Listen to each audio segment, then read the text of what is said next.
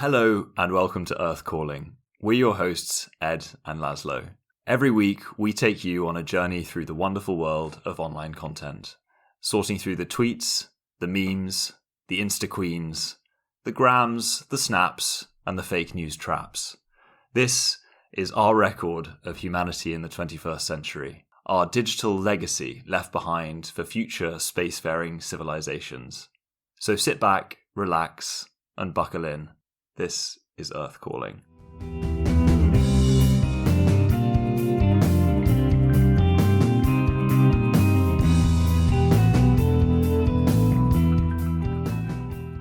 Welcome back to another episode of Earth Calling. We hope you had a fantastic Christmas, COVID compliant of course, and we trust that you are tucking into the leftovers of a overly large, overly ambitious ham and or turkey.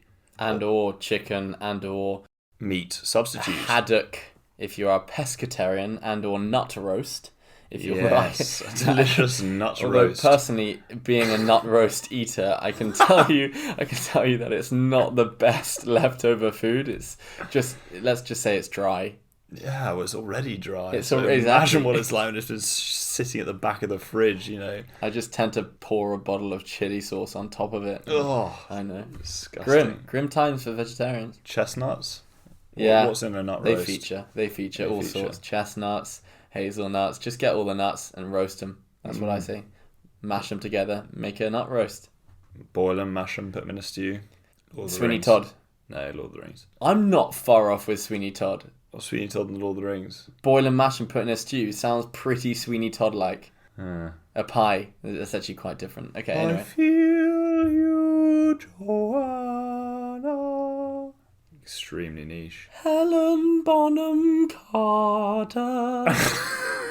In absence of knowing any lyrics to Sweeney Todd, I thought Did you say Helen, by the way? Isn't it Helena? Oh, I even got the name wrong. See, I was about to say, in the absence of any genuine lyrics to Sweeney Todd songs, I thought I'd shout out to one of the heroes of the film. She's a great actor, though. Fantastic. Bellatrix Lestrange, is that the pinnacle, or? Not sure. I think you'd have to know more about her acting career to say that, but I think that's an incredible character. She's in The Crown, actually, isn't she? Yeah, have you seen The Crown? Who does she play? Princess Margaret. Oh, terrific. Yeah. I'm actually doing my sort of queen voice, but... well, so was I. Well, I suppose they are related after all. Pass the fucking sausages, Alfred. You bore. Don't know if there's any Alfred in the I was family. also just thinking, is it Alfred? Come on, there's bound to be an Alfred. Whether he's in the kind of close... in the close circle, or whether he's one of the orbits of satellite royals. Exactly. Calling. The Kyrgyzstan of royals, let's just say. And then, of That's course, a reference there to is... the satellite states in the Soviet Union, of course. Niche. There then is, of course, Prince Andrew. Let's not look. The black sheep of the royal family. Goodness me. The pizza-loving prince. Pizza Express. Are you familiar with the interview? No. He said that he couldn't have been with a very young girl because he was at the Pizza Express in Woking that evening for a birthday party. Of course. So therefore, he couldn't be in a London club at 3 a.m. Of course. Prince Andrew, hope you ordered the Doppio dough balls. It's a niche Pizza Express reference, but they got great dough balls. Doppio being, a double portion with lots of different sauces. Never mind, but thank you to Pizza Express for sponsoring this episode of Earth Calling. I thought more likely to go for the Primavera, or perhaps even the American Hot. It's very good. It's very good. We are not, to clarify, insinuating anything about where Prince Andrew was on the night of... Not at all. 21st of March. We just hope he won the Most Improved Left-Back award at the Woking Eagles football ceremony that night. I'm not quite sure how we got from Christmas to Prince Andrew, but to return to our topic of choice this week, Snapchat. I haven't used it in a while, but of course, Lazlo, you've done a bit of digging for us. What have you found about how this app came to be? Yes, well, I also haven't used it in a while. I think it was probably my early university days when I sent my last Snapchat. Is that what you do? Send a Snapchat? Is that how they say it? Do you send a snap, I think? You send a snap, okay, and the Snapchat is the product of your correspondence. So I did look into the origins because I thought it was quite interesting to see how it came about. And it's basically 3 Stanford graduates. Stanford, California, famously the home of many great tech startups. Of course. Where else but Stanford, am I right? So I think actually I should probably say that this is the first time I've ever felt convinced by your American accent. Because I don't even know what it means to just go and code up an app in the day, and then I'm going to hit the Mavericks, take a few waves in the afternoon, if that's okay with you, dude. I mean, for people listening to this, you can't see my facial expression, but I'm so delighted, actively delighted at what I'm hearing that I'm looking away, trying not to interrupt Ed with my laughter, but just got this crazy manic grin because I'm sure I've heard that accent in many a film. Probably quite a lot of these horror films where the character that you're portraying is obviously the first one to die in a brutal house, kidnapping or something. Exactly, it's Saw 7. Because that reminds me of that classic character from a horror film who inevitably gets killed first. The kind of, hey man, oh my god, just got back from the waves. They are ripping it today, man. Like, gnarly fucking waves, dude. And then, entering in the house, and then suddenly behind the door there's this clown who's got a massive freaking chainsaw, and he's hacking away at my neck, and my character is just so chilled that he doesn't even care. He's like, whoa, dude. That's pretty gnarly. But I don't think Evan Spiegel, spoiler alert, founder of Snapchat, was a surfer. No.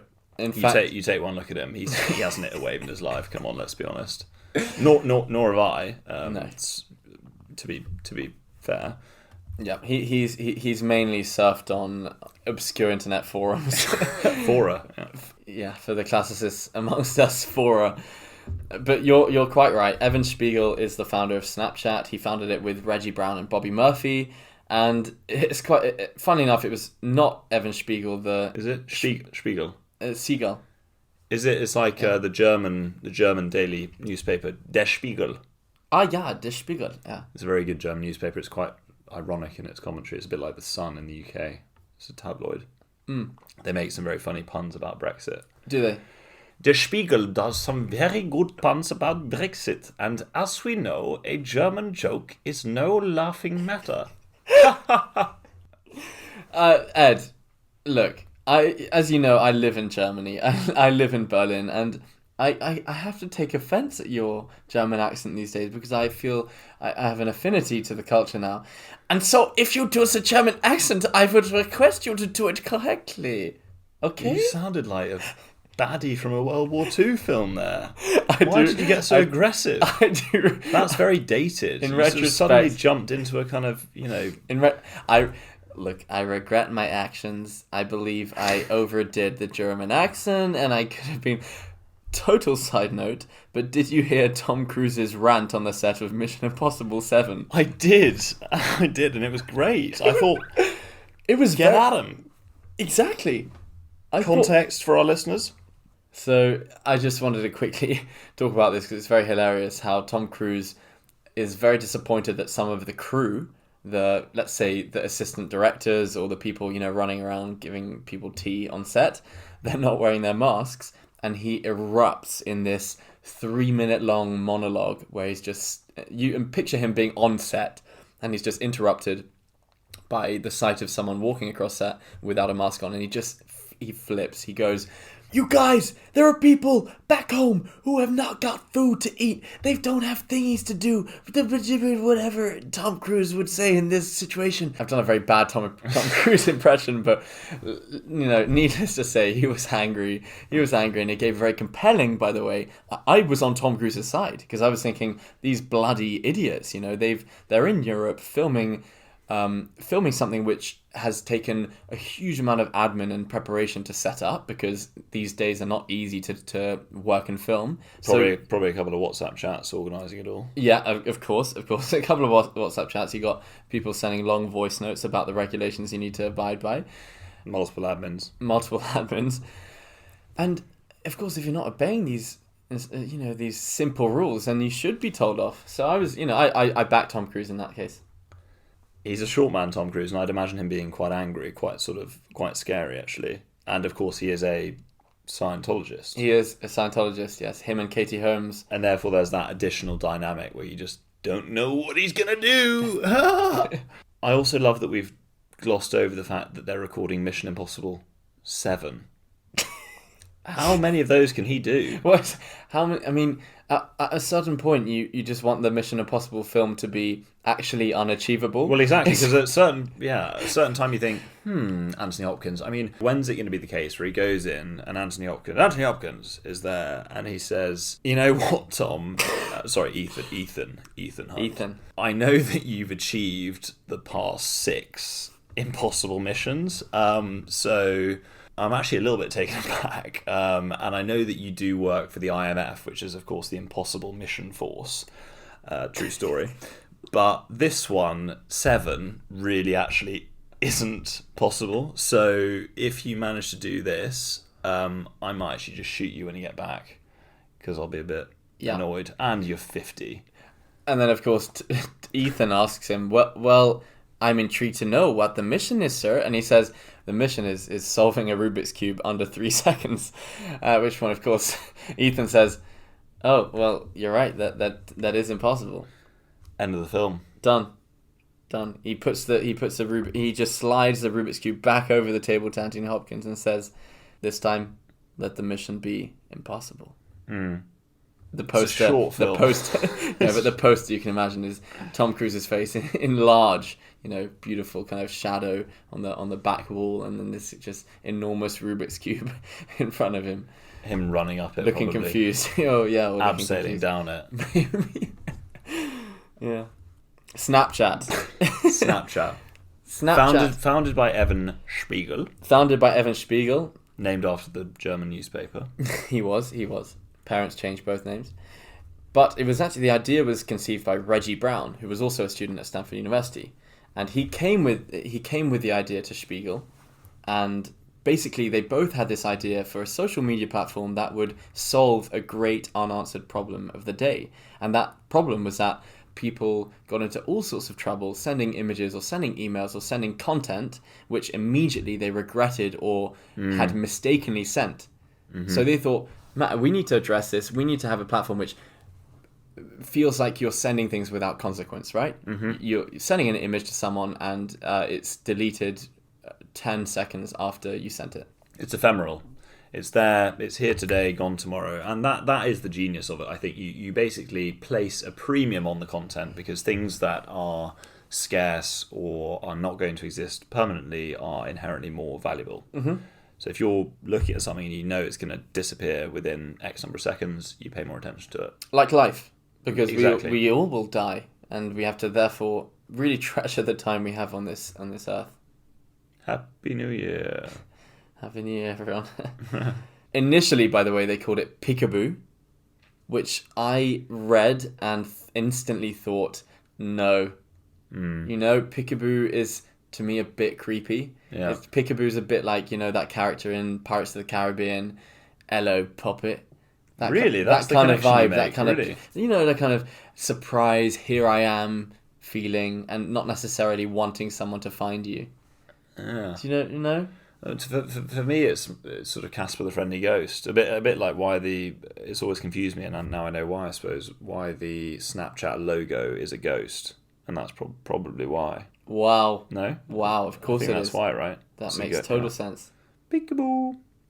And basically, what they did, those two, Evan Spiegel and Reggie Brown, is I think what every successful startup founder does, which is they have a concept or idea, and then they approach a third person, who's the person who can actually bloody make it, who in this case was called Bobby Murphy. Screwed over, surely. Undoubtedly. Surely. He stinks of Winklevoss, basically. Is Winklevoss, or no, the other chap, Eduardo Saverin. Yes, that's it, Eduardo Saverin, yeah. But poor Bobby Murphy, of course, well, I'm saying poor, he's probably done very well out of this, but Bobby Murphy was the only one who could actually put the code together, so they went to him and said, Bobby, we got this great idea. So when you send images, we want them to disappear after like 10 seconds, and Bobby was like thinking, right, firstly, you got to write a proper development ticket for this, and then, sorry. To be honest, at that point, Bobby was probably thinking, Okay, that's quite basic. Also quite creepy an idea. Send a picture for 10 seconds, right? Speaking, though, of Eduardo Saverin and the Winklevi and the Facebook story, I'm not sure how many people will know that actually Facebook did try to acquire Snapchat in the very early days. So I think Snapchat was, founded in probably like 2011, maybe? Yep. 2010, yeah. Bang on. And it was growing rapidly, and in 2013 they had a load of users, but it was definitely unprofitable and very much an unknown entity, and nobody really knew where it was going to end up. And Zuckerberg actually got in touch with Evan Spiegel and said, "Look, Evan, I want to buy your..." Said, "Look, Evan..." Sorry, by Zuckerberg he means Donald Duck. Yeah, "Look, Evan Spiegel, I'd like to buy your amazing social media app." And of course, I said Donald Duck, not knowing that Ed actually can do Donald Duck. So, and he said, "Evan, I would like to buy your social media app." At which point Evan goes, "No, dude, everybody told me just stick with the surf, don't sell." And then Mark said, "Well, actually, no, Evan, I'd like to actually give you $3 billion for this app," which is a. I wouldn't say no. I'd precisely say yes. At this point, we've got to put ourselves in Evan Spiegel's shoes. Of course, Spiegel's shoes, and he looks at Mark in the eye and he goes, "You know what, Mark? Show me the money."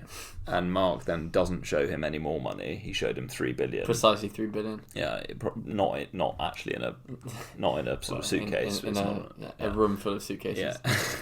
Yeah. And Evan said no. And I at the time thought, "You're crazy, mate. Imagine what you could do with $3 billion." And actually, what could you do, Ed? Well, I don't actually know. It's difficult to think, isn't it? Exactly what. Probably have to write a to-do list first. Solve world hunger. Oh, okay. Well, yeah. Defeat polio like, Bill and Melinda Gates did. Yeah. You buy a lot of nice houses and then solve world hunger. Of course. So tell me about this. So he rejected the $3 billion acquisition offer. Rejected the $3 billion. And Mark said, "You know what? Actually, I can't go any higher." And they parted ways, and Snapchat, or in fact Snap Inc., as it's now known, a bit more grown up, is I think worth about $75 billion. So Evan made the right move, and that fair play to him. And poor old Bobby Murphy, I think, has been kicked out onto the road, hasn't he? I mean, I can't imagine. I say poor old Bobby Murphy. Well, both of those adjectives are incorrect. He's probably rich young. Yeah. Bobby Murphy. Yeah. He's fine. He's fine, and of course the great thing is that now Evan Spiegel and Reggie Brown have got $75 billion to deal with a whole host of global diseases which haven't been cured yet. Okay, but segueing into the content itself, Snapchat, of course, pioneered the disappearing message. Lazlo, you mentioned that you have used it in the past. What were you using it for? Talk us through your early Snapchat days. Yeah, so it's funny that they really are a bit blurry, my Snapchat days, but I just remember that... Bad camera. Indeed, bad camera. And I just remember being very conscious of the fact that I needed to uphold a streak with whichever friend I happened to be messaging that week. Yes, a snap streak. I'd forgotten about that. That was clever, yeah. And I remember you got different emojis next to your friend's name the longer your snap streak went on. Really? So it started with a fire. Explain a snap streak. So what is that? Very simply, Snapchat incentivizes you to continue sending a daily Snapchat to your friend or receiving a Snapchat by giving you different badges or different emojis the longer you do it. Mm-hmm. So it may start off as the fire emoji in the first 10 consecutive days that you've Snapchatted each other, but then suddenly on day 10 you get this very nice different emoji and you feel like you don't want to wreck the streak because the other friends with whom you only have, let's say, intermittent Snapchatting interactions with, they have no emojis next to their name, and you feel, those aren't very stable Snapchat relationships, but you really want to continue those important snap streaks. I would say, yeah, and that's how I used it, in the sense that originally it was just for sending silly photos around, and I think it massively lowered the barriers for what was considered to be a shareable piece of content, because back in the day, it's weird because we've almost done a loop, but back in the day you could send something to somebody, but you think about it, you'd be like, I'm sending a photo to Lazlo, it's got to tick certain boxes.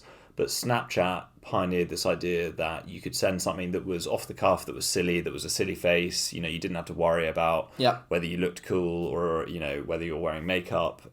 You could just send it off in the knowledge that it would be deleted once the person had viewed it for a few seconds. And so I think it broke down a barrier and gave social media a sense of authenticity. Definitely. Of course, the great irony now is that we've actually reached a stage where we've come full circle, and now Snapchat is perhaps one of the least authentic social media platforms out there, precisely because they've added these filters. Yes, and precisely because, as you said, previously we spent a lot of time curating our Facebook feeds or our whatever Instagram feeds, and Snapchat was this kind of off the cuff platform. But now the issue is that we are curating more than ever our spontaneous content, and that's a really interesting paradox because you've got these filters, and you can now just post a selfie of you and just be like, oh, I'm just sitting at home, a bit bored, and this filter makes you look like a dove. Exactly. Or it makes you look a dove. A dove is a bit of a weird choice.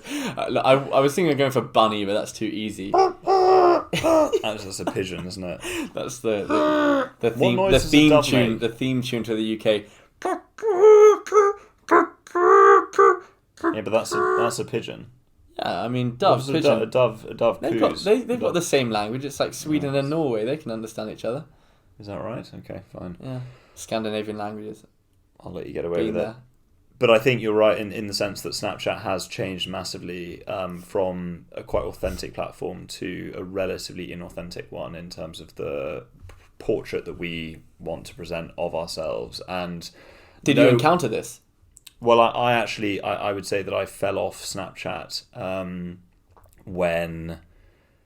I actually don't know when. It's weird, isn't it? I can't pinpoint a moment where I just stopped using it, but I haven't used it for probably 5 years. And I think maybe it had something to do with Facebook deciding to rip off every single feature. Please don't sue us. And thank you for sponsoring us. Facebook, decided to copy every feature when Evan decided to turn down the 3 bill, and that meant I moved to Instagram. I don't think that's a coincidence. No, I think in the 15 minutes after that meeting with Mark Zuckerberg making his way to the lift down to the bottom of the building and into the taxi, he'd probably already conceived of the very many ways he would rip off Snapchat for all its features.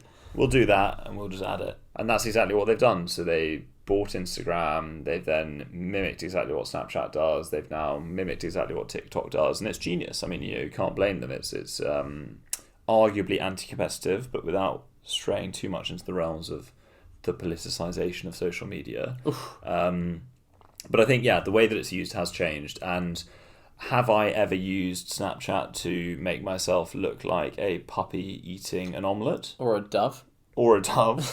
No.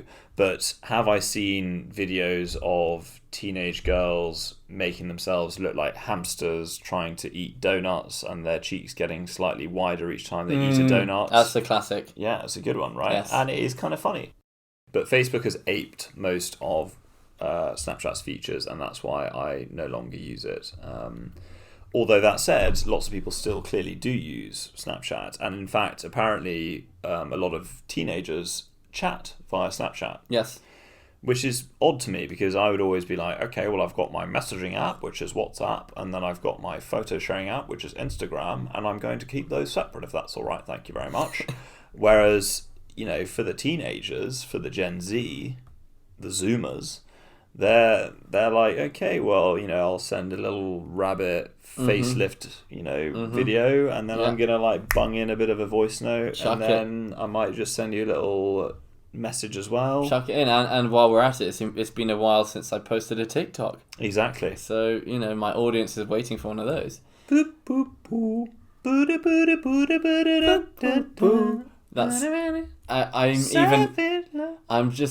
I'm so depressed to know what that song that you were singing is, and it's the background music to a popular TikTok dance. That's 2020 in a nutshell. I think Jason Derulo is going to be on to us for copyright, given how and true that was to the original. In terms of the specific features, though, of Snapchat, so I, as any good podcast host would, I did a little bit of prep by checking into Snapchat earlier today, and I noticed this new, it's probably not new, that's probably really betrays my released 3 years ago. 3 years ago, this new feature called Snap Maps, which really rolls off the tongue. And for those who aren't familiar, it essentially shows you a map of the area around you and provides hotspots of places where people are uploading fresh content publicly.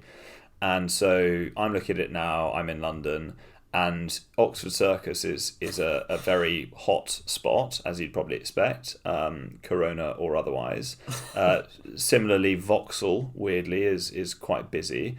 And what's strange about this is that if you click on one of the hotspots, you basically see what people are sharing. So if I click on Vauxhall, for example, it then loads up, and it is a man in a lift. And are you doing this live? This is live. I'm looking at. He's zooming in on his shoes. He's looking in the mirror, and he's wearing a cool hat and a hoodie. Hat-hoodie combo. I don't know why he's wearing a hat and a hoodie in a lift, and I also don't know why he's sharing this with the world. But so he's doing that, but then immediately it goes through to the next video, which is of him in his boxer shorts in his flat, presumably having got out of the lift. Just his boxer and he's shorts. Zooming in, but it's quite clever because he's not. Yeah, just his boxer shorts. Sorry, just to confirm. And I don't really know why he's posting that for the world to see. He's still got an attractive body. Yeah, good body. Good bod. Cool. I mean, not got a chiseled abs, but he's a big guy, and he probably lives in a very nice flat.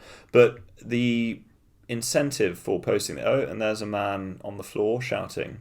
So is it the same flat? We don't know. It could be a different person. It is a different person, different story. But it's quite confusing then that you've got this stream of random people's videos just kind of tagged along to each other, right? It's extremely confusing, and I don't get why people want to upload random content for literally anyone in the world to see from these areas. Like, what is the impulse? What's the incentive? I don't know. I didn't see any way to like it. I now go over to Oxford Circus. Great. It's somebody walking down Oxford Circus. Looks lovely. They're driving down it. Cool. This is interesting because this ties into the whole phenomenon of oversharing, doesn't it? Exactly. And how access to all of these social media platforms has made, in some ways, the modern human a massive oversharer. Like you feel like you have to show people every aspect of your life. And just like this person is walking down Oxford Circus showing what is basically a pretty standard, because Ed is showing me on the camera currently a bus pulling up to a traffic light. I'm thinking that's maybe a classic example of something I don't really need to see. So Snap Maps is something I don't fully understand. So if you do understand Snap Maps, please do send us a voice note or get in touch on Instagram to explain to me what this is meant to be, because it's or indeed some of the strangest and funniest Snap Map videos you've seen or you've come exactly across. And we'll cover them.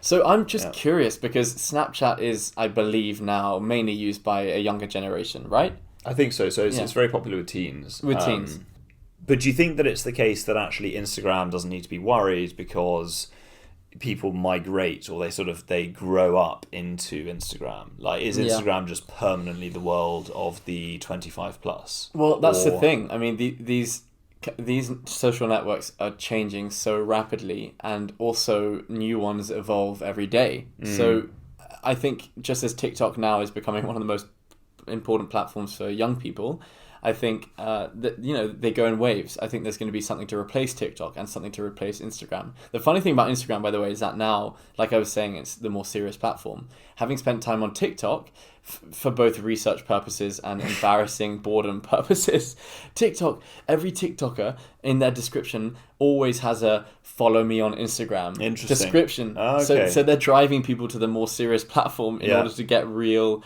I think, monetizable value. I think that's the difference. I think people actually use Instagram to have sponsored videos and sponsored posts, which actually make them money. So you might say that you actually foresee a future where this town is in fact big enough for the two of us, or the three of us. I would say this town is in fact, a bit fed up with the multitude of different social media angles appearing in the saloon on a Wednesday night. Get out the goddamn saloon bar, TikTok. You ain't barely old enough to drink a whiskey. Snapchat maps? What's all that about? Get out of here. Look, Facebook, I'll set you up in the corner with a nice old book and The usual, is it, Facebook? the usual. Just pop you next to the fire in your usual spot. You can take a book off the shelf and you can read that. Look, TikTok. And how are your grandchildren, Facebook? Speaking of filters, though, what would your ideal filter be, do you think? Good question. I think, maybe I might go for something quite vintage, like the Joker, like portrayed by Heath Ledger. I might add. Is that one of the filters? You can do that? Yeah, probably. No idea. You can probably do anything. Probably. I'm just saying that if there were a Joker filter, that would be mine. Let's put a smile on that face. Is that? No, it's too much. Terrible. Yeah, sorry. Let's put a smile. even worse. I know, I'm trying to get to it. Let's put a smile on that face. Wanna see a pencil disappear? The great thing with all those villains is that, and Batman, in fact, is you never understand what they're saying. I'm sorry. Didn't catch that. Could you break it down for me? And all of them, though, you've got Heath Ledger as the Joker, as actually Christopher Nolan, to be fair. But then you've got Bane, who they actually had to re-record the entire Bane audio vocals for The Dark Knight Rises because he was so inaudible.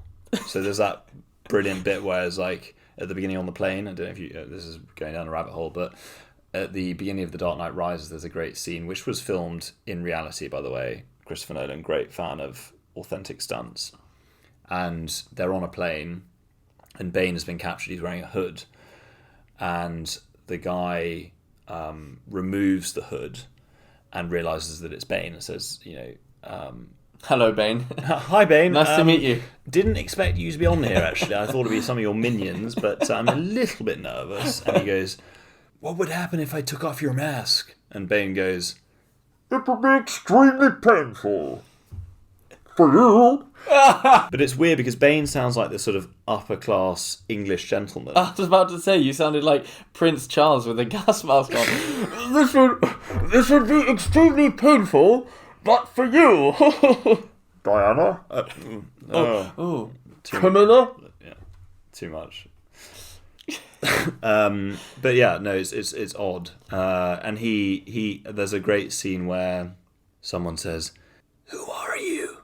He goes, "I'm Gotham's Reckoning." It's like, that's a bit sort of playful, Bane. It's a bit playful, but of course he's built like a brick shithouse. It's playful because of the way you're intonating. But that's how he intonates it. It's Gotham's Reckoning. Listen, watch it back and he does that. Okay. I promise you he does that. Is it what's his face who does Bane? Tom Hardy. Yeah, it's Tom Hardy. It is, yeah. Who in all of the Christopher Nolan films is A, an absolute boss, and B, always wearing a mask. Have you noticed that? His face is always covered. I didn't Inception, Dunkirk. Interesting. Yeah, so there's a strange Christopher Nolan obsession with covering up Tom Hardy's very attractive face, lookable face. Yeah. Although I've read that he has a strange tooth.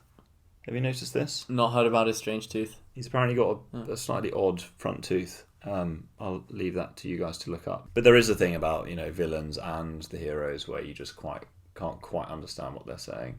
Precisely, and this is why I want to have the Joker mask on Snapchat, because it'll add that edge to my character. I can see that. Yeah. I think I'd just go for the bunny ears, to be honest. Keep it simple. Yeah. Yeah. Hey everybody, it's Ed. I'm bored at home. Yeah. How's everyone spending their Friday nights in lockdown? Hashtag lockdown lunch. So I actually don't think Snapchat's a platform for hashtags. I think you got that all wrong. You're so right. Our younger viewers will be able to tell us, and I'm afraid that means that we'll never find out. Well, that's that for this week. Thanks so much, everyone, for tuning in, and please do follow us on Apple Podcasts or Spotify. Give us a rating or a download, And as always, head over to our Instagram page at earth_calling_pod. Do join us next week as our social media spaceship cruises on to the Twitter sphere, where you heard it first. Unless, of course, you heard it somewhere else. Happy New Year, everyone. Earth out.